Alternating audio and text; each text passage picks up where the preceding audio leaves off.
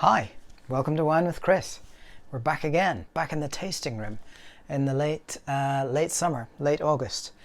Now, a friend of the channel, Andre, who's featured on the channel in a few of the videos this summer, has set a terrible challenge, I'm afraid, for a get-together we're having with another friend of the channel in September. And the challenge, I believe, is going to be wine served blind in pairs, and one particular pair that he's given us the hint on in advance is New World Bordeaux blend, specifically South African Bordeaux blend versus Bordeaux blend. Will we be able to tell the difference between the two, pick out the nuances, be able to say this one's the original Bordeaux, this one's the New World Bordeaux blend, and which one do we prefer? So this challenge is worrying me because I don't really know that I'll be able to get it right or even have any grounds to kind of make an intelligent assessment of the two wines. Now, I have to say, this is a real wine test. It wouldn't pass the assessment criteria of a chemistry lab. I'm using different vintages. I'm using different ratios of grapes in the two wines. But it's the wines I had to hand. And let's face it, we don't all have, 1,000 bottles to choose from of either of those types of wine. But I've got two good ones, I think. I'm going to go in the South African New World Bordeaux blend with Lady May Glenelly. Now, this is a gift by Andre, friend of the channel. Check out the videos we did together at his house earlier this year. I haven't tasted this before, but it is from the cool, higher eastern-facing slopes in the centre of Stellenbosch, so down in the Cape. And it's eastern-facing, so and high up, so it's a bit, to me, it feels a bit like a Kershaw Shiraz. That cool climate, probably the cooling winds coming off the Atlantic or Indian Oceans, and it's not getting a whole lot of sunlight. Single vineyard, single plot. Is where this wine is made from. Now, the Lady May, it's their flagship wine, and here comes the important bit. Cabernet Sauvignon 74%, 12% Merlot, Cabernet Franc 10%, and 4% Petit Verdot. So it's 3/4 Cabernet Sauvignon, and the rest is made up of, as I said, Merlot, Cabernet Franc, and a little bit of Petit Verdot. So that's interesting in and of itself. Cabernet Franc, probably the most successful red wine grape in the world, grown widely across the world because of its ability to adapt to different climates and consistently produce great grapes and therefore great wine. It's interestingly a hybrid blend of Cabernet Franc, the red wine grape, and Sauvignon Blanc, the famous white wine grape. So Cabernet Sauvignon, and it's sort of home. Its traditional home is in Bordeaux. You've got the left bank on Bordeaux and the right bank on Bordeaux. Tends to be that the left bank will be, majority of it will be Cabernet Sauvignon led wine. Right bank will favour Merlot. And this Bordeaux blend theme is really that even though Cabernet Sauvignon is grown widely around the world, it has very small grapes with very thick skins, and it takes flowering can be difficult at the start of the season with Cabernet Sauvignon because it likes the warmth and doesn't always get that depending on the location. And then it's a late ripening grape, so it really needs late sunlight and warmth to fully ripen. So that's one of the reasons they will blend it with the earlier flowering, earlier ripening Merlots, Cabernet Franc. They'll also do that to sort of round out the flavour, but it's a bit of a safety net, a bit of an insurance policy for the growers, and you will only really get single grape Cabernet Sauvignon wines in the hot areas. So think Chile, think Western Australia. Now I'm off thinking about those magnificent wines. But obviously Bordeaux, France, quite high in the Northern Hemisphere, so definitely needs that blend. And likewise, in particular, on this cool climate, South African plot, because you can obviously just have some Cab Sauv down there in the hotter places. Speak to Andre if you want to know more about that. But here they've blended it. What am I going for on the French side? This is where the sort of the real world test comes in, because I should have said that's the 2014 Lady May. This is 10 years older, 9 years older. This is 2005. It is a Chateau Montbrison, a vineyard that I've visited. It's Margaux. It's a Cru Bourgeois, so it's not one of the first to fifth growth wines, but is a sort of a staple wine and a good sort of really high quality value wine. And obviously from a great vintage. So I'm going to have to look out for that difference in vintage and age when I'm doing the taste comparison. But let's go back to the grapes ratio. Sadly, the French haven't got it on the bottle for ease. So I'll pick up one of my very favorite wine books, the early 2000s version of Robert Parker and his Bordeaux Consumer's Guide. In fact, the latest vintage rated in here is 2000s. This is quite old. I bought it in a bookshop in Zurich many years ago. And the Montbrison, getting back on point, is different. So we said the Lady May is 3/4 Cabernet Sauvignon.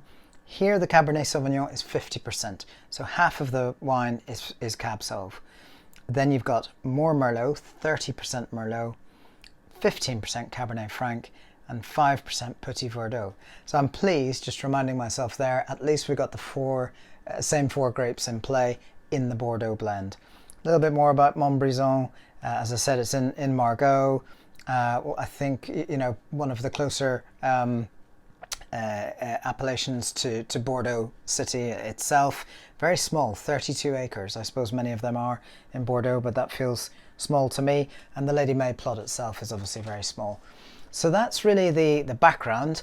Not too much on the wines, because remember the purpose of this video is to see what are the characteristics of a French Northern Hemisphere Old World Bordeaux blend versus that of the New World South Africa blend, where even though it's cool slopes, you know, it's clearly warm enough and sunny enough to ripen those grapes. And you would think, I suppose, just sort of thinking about it before I've tasted it, I am a little bit hampered by the differences in the vintages. 9 years is a big difference, although I'm comforted a little bit by the fact that Bordeaux is probably in its drinking window, maybe coming towards the end of it, but in its sweet spot. And I think the Lady May is probably approaching or in its sweet spot as well. Think of Cabernet Sauvignon in that northern French, northern hemisphere. It is going to be cooler potentially. It is going to be maybe a shorter growing season. So I think you would expect the acidity to be higher, maybe also the tannins. But I'm not sure on that, but definitely higher acidity and probably a lower expression of fruit. In the warmer Southern Hemisphere New World Bordeaux blend, you would expect probably a lower acidity because of the high heat and sun in the growing season, but then that is offset by a greater fruit expression. Probably it's a bigger wine. It's more of a fruit block-busting wine than the French counterpart. Maybe lower acidity, as I said, and tannins. I'm not sure. You know, that'll be an interesting thing to look out for when we taste the two wines. I haven't tasted either. I'm not doing them blind. This is the Montbrison. This is the Lady May. You know, trust me, it's hard to see on the video, but there isn't anything between them in real life. The only real discernment I can make is there's no age in the 2005, so that's not a factor. And the only discernment I can make is that the Lady May is a little bit opaque, a little bit cloudy, whereas the Montbrison, even though it's inky in color and you can't see through it, it seems clearer. The other thing I did notice, because I did have a smell of them before the clip, was there was much greater nose expression, much greater aroma coming from the Montbrison, from the French Bordeaux, than there was from the Lady May. Let's just pick that up to see if the Lady May has opened up a little bit. I didn't pour these too long ago because I've now upgraded the Coravin with this trusty aerator, which takes the pain out of waiting. And I think, if anything, I got a number of comments on my Coravin video about the speed of pour, and I think if anything that improves that and makes it a bit quicker. Anyway, back to the Lady May, and I'm starting to get a little bit more there, but it's very muted. It's very muted on the nose. If anything, I'm getting maybe a sort of an alcohol smell, or a little bit, maybe I'm confusing that with a sort of a bit of a spicy smell. But not much there. The Montbrison. Yeah, you're getting more. You're getting that familiar briar, that kind of the green stem of the rose, or the blackberries all thrown in, including their stems. That kind of briar smell. Maybe a little bit of smokiness, a little bit of that kind of famous cigar smell, or cedar, as they talk about with these Cabernets. But anyway, I'm not sure that on the night at Andre's that the smell's going to really help me. All this is telling me is that these two wines, that does have a familiar Cabernet Bordeaux blend smell, and this one's just muted. But presumably not all New World or South African Bordeaux blends are shy on the nose. But maybe the one tip I could take from that is, if it, just, that smells like Cabernet, that smells like Bordeaux, maybe that's going to be the French. So that's one to keep in mind. I'm going to go through and I'm going to try the Montbrison. So we're Old World French. Remember, maybe more acidity, bit muted on the fruit expression. Let's see.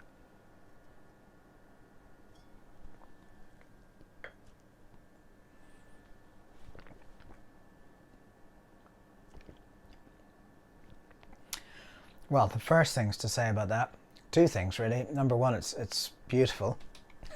So I'm glad I've got a few of those left. That's delicious. It's like welcoming back an old friend. Secondly, it's a huge wine. It's very big. It's I wouldn't say that its fruit expression is muted, but it doesn't have any primary fruit, and that might be just the age. That you're looking at secondary and tertiary flavors, that kind of forest floor, kind of mushroom, almost sort of vegetal sort of flavors there, but huge. Let me go back on the acidity and on the tannins.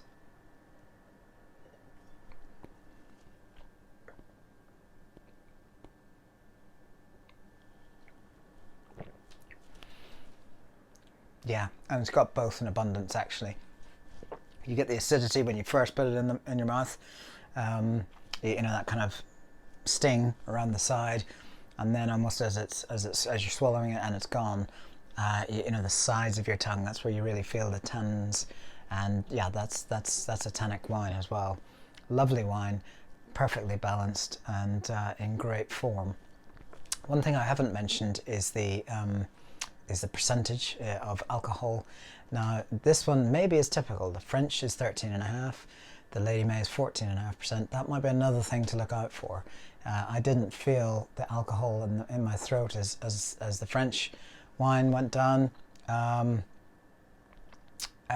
maybe if on the night something's, whoa, that's really alcoholic, maybe that'll be the South African ones, because again they're likely to have higher alcohol because of the amount of heat and the amount of sunlight that they get through the growing season. Right, moved on to the Lady May. Having tasted the Montbrison, let's give that a compare and a contrast to the French Bordeaux blend. Again, not much there, but that little bit of spiciness. I'm still not sure why.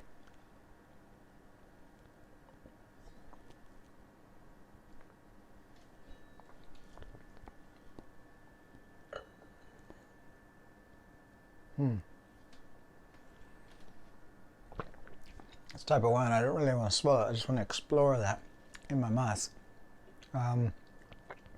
It's also a big wine. I mean, Bordeaux blends, are among the most powerful wines you can get. That's why they age so beautifully. It's because the tannins fade over decades, so they're built to last. And as I said, maybe those are both in or approaching or in their plateau of peak drinking, and we certainly don't feel too young, but they're huge, so really at the peak of their powers, both of them, both very strong, but in different ways. I would say the fruit expression point bears out. The Bordeaux is more rounded. It seems to be more the sort of the aggregate of its constituents. You know, it's almost like you can taste the 4 grapes that have sort of given something each to the blend, including a sort of a woodiness and that forest floor we talked about, mushroom. It's like lots of ingredients all together. The South African one feels more linear. It's and I don't mean that in terms of mouthfeel or body, which are equally impressive as the Bordeaux, but linear in terms of you're getting more of one fruit expression rather than the full palate, and you're getting it in big dollops. Let me just taste that one more time.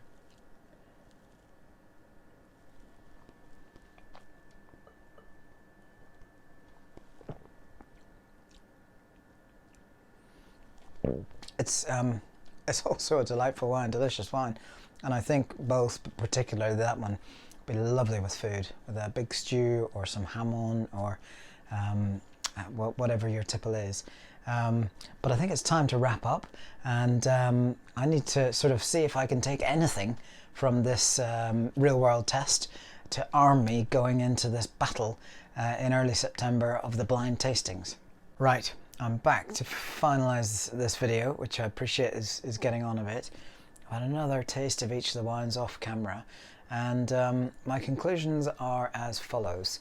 First of all, first and foremost, this is going to be an extremely difficult challenge, because I'm sure if you gave me these 2 blind in another room in half an hour, having tasted them both, knowing what they are, I'd probably get it wrong. They are remarkably similar.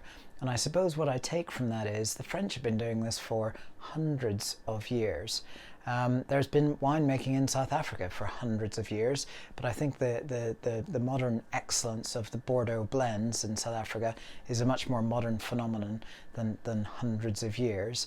And it just shows that South Africa, on behalf of the New World, has caught up, you know, such pace to achieve something that's 300-400 years in the making in, I don't know, 50 years. Or less is fantastic, because the standards are very similar, but that's not going to help me.